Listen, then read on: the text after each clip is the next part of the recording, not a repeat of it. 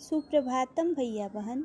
आज हम लोग इस वीडियो में बिहार बोर्ड की संस्कृत की पुस्तक जिसका नाम पीयूषम द्वितीय भाग है उसके पहले पाठ मंगलम को पढ़ेंगे।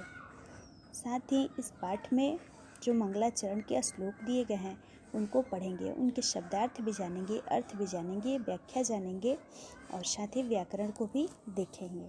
तो चलिए वीडियो को हम लोग शुरू करते हैं। यह पाठ बिहार बोर्ड की जो परीक्षा होती है उसके सिलेबस में है। यह बोर्ड की परीक्षा के लिए अत्यंत ही महत्वपूर्ण वीडियो है। जिस भी भैया बहन को 10th बोर्ड देना है वे इस वीडियो को अवश्य देखें। मुझे आशा है कि जो लोग भी 10th बोर्ड देने वाले हैं अगर वे इस वीडियो को देखते हैं तो पहले पाठ के जो प्रश्न पूछे जाएंगे उसमें आपको थोड़ी सी भी परेशानी नहीं होगी, ऐसा मुझे पूर्ण विश्वास है और पूरे में पूरे मार्क्स आएंगे। तो पूरे मार्क्स पाने के लिए इस वीडियो को अवश्य देखें। चलिए वीडियो शुरू करते हैं।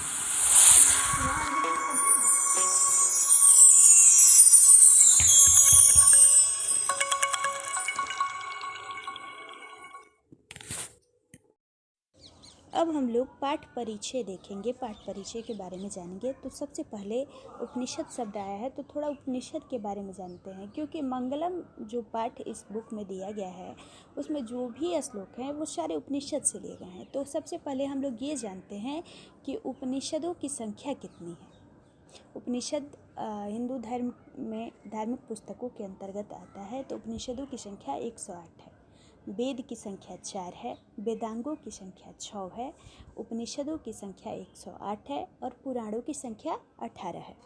तो चलिए अब हम लोग पाठ परिचय जानते हैं। कभी कभी परीक्षा में ये भी प्रश्न पूछे जाते हैं कि वेद कितने हैं। संस्कृत की परीक्षा में आपके ये भी प्रश्न पूछे जाते हैं बोर्ड में, इसलिए निश्चित रूप से इसको याद रखिए कि उपनिषदों की संख्या 108 है।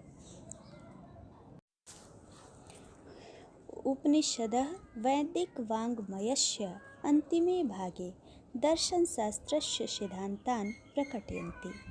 यानी उपनिषद वैदिक वाङ्मय के अंतिम भाग के दर्शन शास्त्र के सिद्धांत को प्रकट करते हैं। उपनिषद जो हैं वैदिक साहित्य के अंतिम भाग में दार्शनिक सिद्धांत को प्रकट करते हैं। सर्वत्र परम पुरुषस्य परमात्मनः महिमा प्रधानतया गीयते। सब जगह परम पुरुष यानी श्रेष्ठ पुरुष परमात्मा की महिमा का प्रधान रूप से गायन हुआ है, यानी प्रधान रूप से उनकी महिमा को गाया गया है।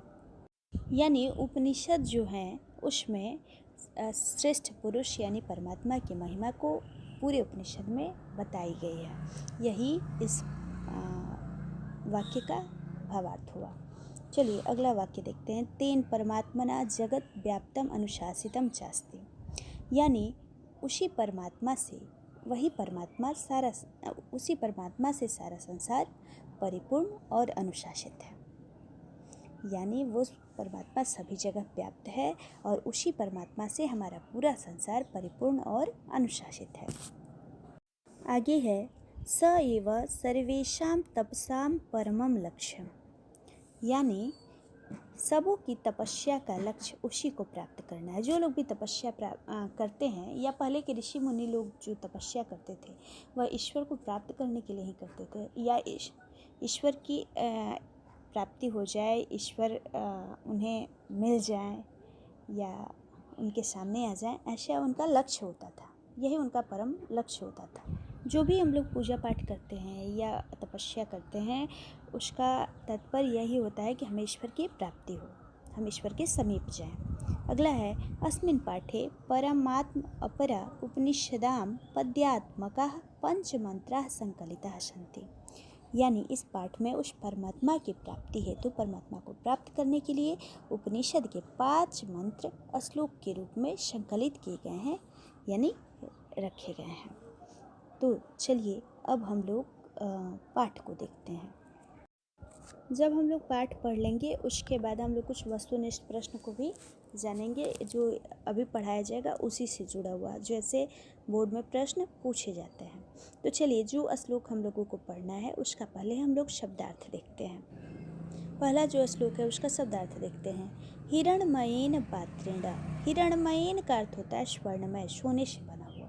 सोने से बने हुए पात्र से, इसका अर्थ होगा सत्यस्य यानी सत्य का, मुखम यानी मुख, अपीहितम ढका हुआ है, तत् यानी उसे, त्वम यानी आप, पुष्ण यानी हे पुष्ण सूर्य।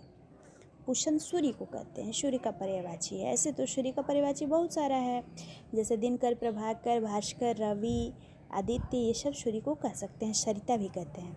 अपावृणु, अपावृणु का अर्थ होगा अनावृत करें यानी हटा दें। सत्य धर्माय, सत्य के साधक को। दृष्टये यानी देखने के लिए। सत्य धर्माय का अर्थ सत्य और धर्म के लिए भी ले सकते हैं। तो चलिए अब हम लोग श्लोक देखते हैं। श्लोक है हिरण्मयेन पात्रेण सत्यस्य अपीहितं मुखं, हिरण्मयेन पात्रेण सत्यस्य अपीहितं मुखं, तत्त्वं पुष्ण अपावृणु सत्यधर्माय दृष्टये। हिरण्मयेन पात्रेण सत्यस्य अपीहितं मुखं, तत्त्वं पुष्ण अपावृणु सत्यधर्माय दृष्टये। ये श्लोक ईशावास्य उपनिषद से लिया गया है। सबसे पहले थोड़ा व्याकरण जान लेते हैं। हिरण्मयेन पात्रेण, हिरण्मय यानी स्वर्णमय, पात्रेण यानी सोने के पात्र से।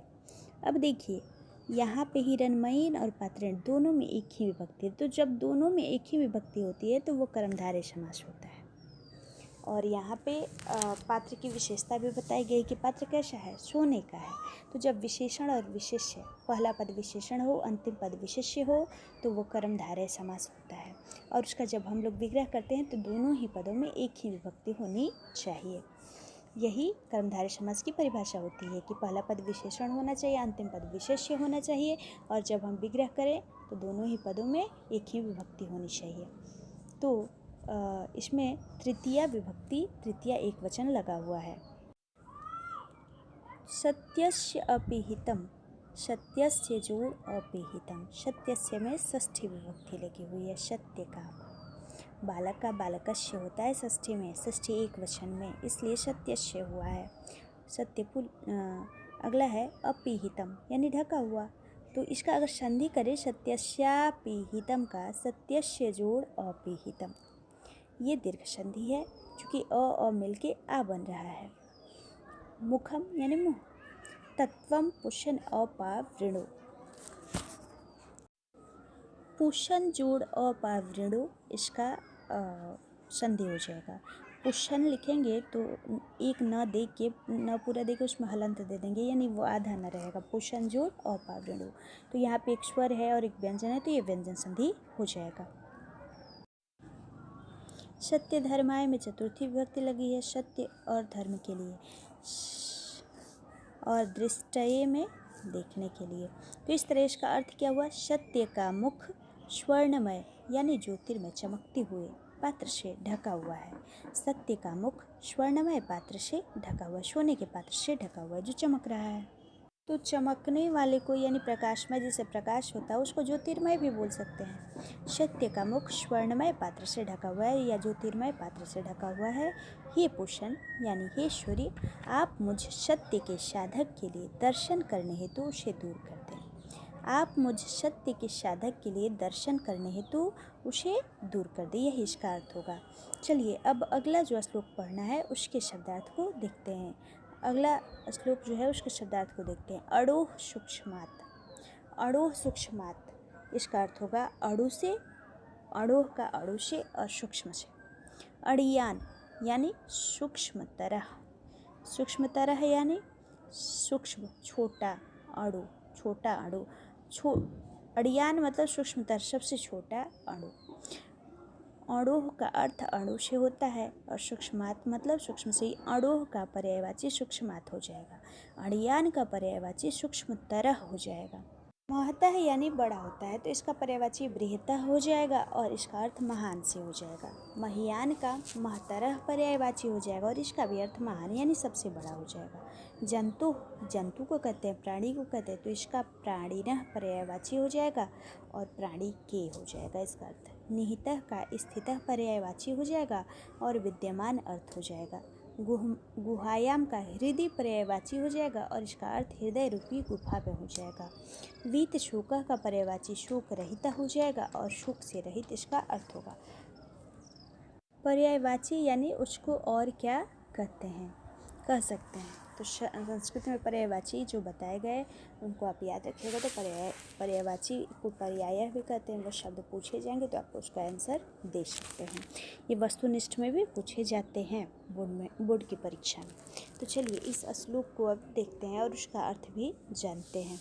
तो अगला जो श्लोक है वह है अड़ोड़ अड़ियान महतो महीयान। अड़ोड़ अड़ियान महतो महीयान आत्मा अस्य जन्तुः निहितो गुहायाम्। आत्मा अस्य जन्तुः निहितः गुहायां तं क्रतुः पश्यति वीतशोको धातु प्रसादात् महिमा आत्मनः। अड़ोड़ अड़ियान महतो महीयान आत्मा अस्य जन्तुः निहितः गुहायां तं क्रतुः पश्यति वीतशोको धातु प्रसादात् महिमात्मनः। यानी अर्थ क्या होगा इसका? धातु प्रसादान महिमा आत्मनः। यह श्लोक कठोर उपनिषद से लिया गया है, कठोपनिषद से।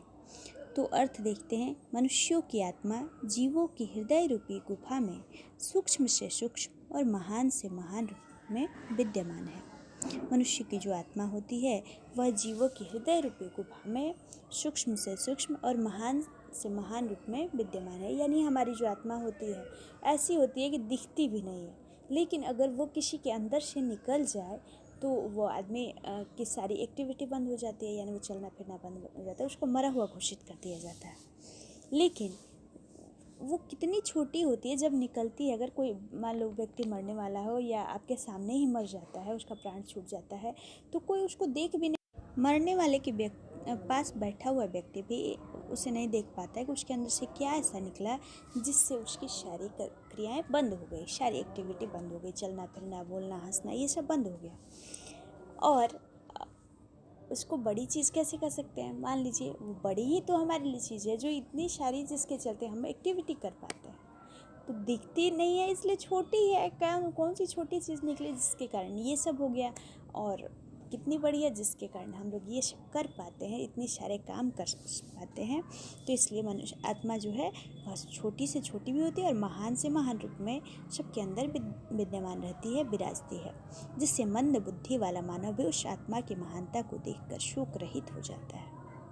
यानी जो कम बुद्धि वाला व्यक्ति भी होता है वह उस आत्मा की महानता देखता है कि यह आत्मा कितनी महान है, यह हमारे अंदर रहती है तो कितना सारा हम वर्क कर पाते हैं, और उतनी वो कैसे निकलती है जिसको आदमी देख भी नहीं पाता है, और सारी क्रियाएं हमारी बंद हो जाती है। तो कम बुद्धि वाला आदमी भी हो वो भी उसकी महानता को देखकर शोक से रहित हो जाता है। यही इस श्लोक का भावार्थ है। तो आज के लिए बस इतना ही। अब अगला जो श्लोक है उसे अगले वीडियो में हम लोग देखेंगे। धन्यवाद। अगर वीडियो अच्छा लगा हो तो आप अपने दोस्तों के साथ इसे शेयर करें, लाइक करें और कमेंट भी करें कि वीडियो कैसा लगा, तथा हमारे चैनल को सब्सक्राइब भी करें। अगले वीडियो में जब पाठ खत्म हो जाएगा तो हम लोग बहुत सारे वस्तुनिष्ठ प्रश्न जो बोर्ड में पूछे गए हैं उनको हम लोग